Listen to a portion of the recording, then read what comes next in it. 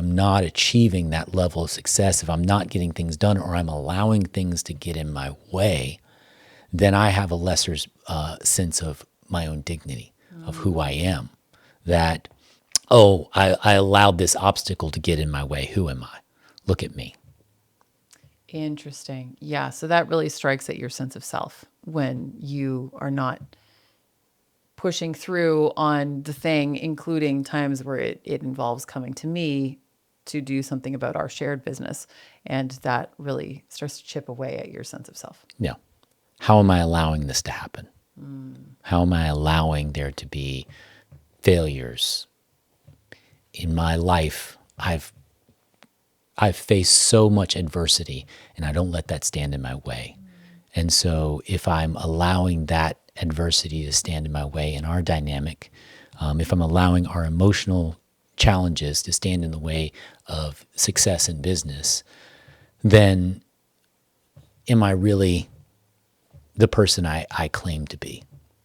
And that's a big one to sit with. That's massive, because that can really shift how, you and I both know that however you feel about yourself, not just you, but in general, however one feels about themselves is going to have a massive impact on the relationship, the personal relationship as well, which is huge.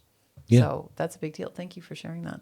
And, just to add one more piece of this, I'd say that there's another layer underneath, which is, that's kind of what drove me early in our relationship.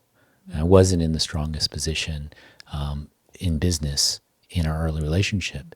And, I felt as though I couldn't really show up to be your partner in this relationship if I wasn't succeeding.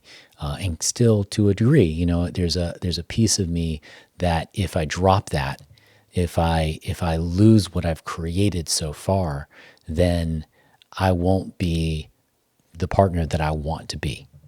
So it really pulls at that essential element of self and of who I desire to be in relationship. And I think that piece being tied into the relational dynamic, my success in my work is inevitably very much tied into how I perceive myself as a partner. That is massive. Yeah. Thank you for saying that. That one's hitting me. There's something else that you have shared with me about success. If you're open to, it's a little hard for because I'm like, you don't know what I'm about to say, but I'm like, will you share with us? You tied in with that is that you've also talked a lot about success and what it's for. Mm-hmm. And I'd love for you to speak on that as well, because that ties in a lot with what you're saying about you also showing up as the partner that you want to be too. Having a clear idea of where I want to go, having a clear vision of what success looks like to me. But at the end of the day, if I'm standing there by myself on top of this mountain, it doesn't really mean anything. It doesn't exist. We only exist through the reflection of others. And we only truly exist, my belief, through the reflection of others that we deeply trust and admire. And so our partner, our deepest intimate partner, that person who sees us, who really gets to see all of the parts of us, good, bad, and indifferent, when they get to reflect back that experience, that's what actually makes it real. And so I would say on the outside, of course, I'm doing it for my family and all of those things, but really from a selfish standpoint, I'm doing it so that I'm not alone and that it actually is real. It's not a figment of my imagination. Yeah.